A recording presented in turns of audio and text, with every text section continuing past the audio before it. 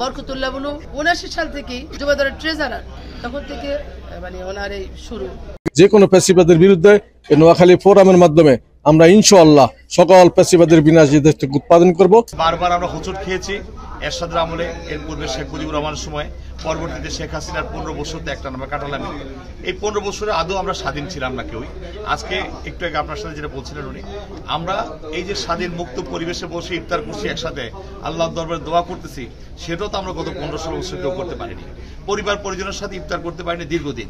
আজকে ৪০ বছর জীবনে আমার হাজবেন্ডের মিনিমাম ৪০ বছর, মানে বিএনপির জন্মলগ্ন থেকেই বরকতুল্লাহ বুলু মানে ৭৯ সাল থেকেই আমি যখন মানে উনি যখন যুবদলের ট্রেজারার, তখন থেকে মানে ওনার এই শুরু।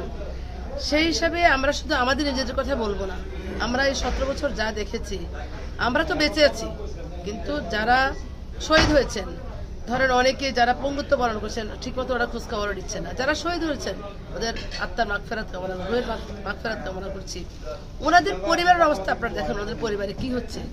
মানে আমি একটা পরিবার দেখেছি, আপনারা অনেকে ভয়ে বলছেন, এখন যারা গুলি খাচ্ছে, গুলি খেয়েছে, অনেকে ভয়ে বলতেছে না যে আমরা।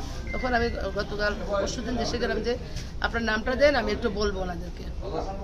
আর ৫ই আগস্টের ইয়েটা আপনারা দেখেছেন, প্রথম থেকেই আমি হসপিটালে ছিলাম। হসপিটাল থেকেই আমি অ্যাম্বুলেন্সে করে যখন শুনেছি আমার ছেলেটাকে ধরে নিয়ে গেছে, ওরা তখন কত তারিখে ধরে নিয়ে যায়? ওরা ধরে নিয়ে গেছে 23শে জুলাই, মানে 23শে জুলাই আফটার 12 হবে, তখন 24শে জুলাই ধরেন, 23শে জুলাই বলবো, আগে নিয়ে গেছে। তখন ওকে সারা ঢাকা শহর ঘুরালো। এর মধ্যে নিতে নিতে কেকার পরিচয় অনেকের সাথে, আমাদের এস.এম. জাহাঙ্গীর আছে না, জাহাঙ্গীর সাহেব, ওনাকেও দিচ্ছে আমাদের জাহাঙ্গীর উত্তরা। মানে ওকে নিয়ে ঘুরাতে ঘুরাতে পুরো আমার হসপিটালও এসছে। আমি তখন ফরাজিতে হসপিটাল ছিলাম, বনশ্রীতে, নিচের তলায় এসে মানে ওরা খুব আমার রুমে আসতে চেয়েছিল, তখন ওরা বাধা দিল যে আপনারা ঢুকতে পারবেন না, কারণ উনি মহিলা মানুষ। তখন আমাকে ঘুম পাড়াতো, আমার একটা সার্ভিক্যাল স্পাইনাল ছিল, 2 বেলা আমি আপনার থেরাপি দিতে হতো আমাকে। আমি যখন শুনেছি, এরপর আমার ছেলেকে আর আমাকে দেখায় নেই, ওরা নিয়ে গেছে, অনেক মারধর করেছে, ওর বন্দুকের বাট দিয়ে আপনার ঘাড়ে অনেক। এরপরে শুনেছি আমি আর কি, তখন আমি এর পরের দিন অ্যাম্বুলেন্স দিয়ে আপনার ঢাকা শহরের হসপিটালগুলো, আপনার থানাগুলো, সমস্ত সব কিছু খুঁজেছি, কিন্তু ওর দেখা কোথাও পাইনি। এরপরে ডিবিতে আপনার রাতের 1টা পর্যন্ত ছিলাম, তখন সেখানেও পাইনি। পরের দিন আমি অনেক 3টে স্কুটার চেঞ্জ করে করে খুব ভোরে, খুব ভয়ে ভয়ে আমি দেখি মানে কোর্টে উঠায় কিনা, তখন আমি গেছি, তখন সরে আছি।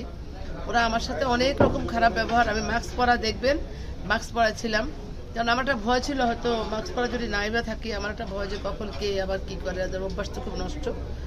তখন আমার দূর থেকে আমি আমার ছেলেকে দেখতেছি, তখন রিজভি ভাই সহ আবার এস.এম. জাহাঙ্গীর, আরো অনেকে ছিলেন আমাদের বড় বড়রা, তারা সবাই ছিলেন, মানে ওই মনে হয় সবচেয়ে ছোট ছিল ওখানে।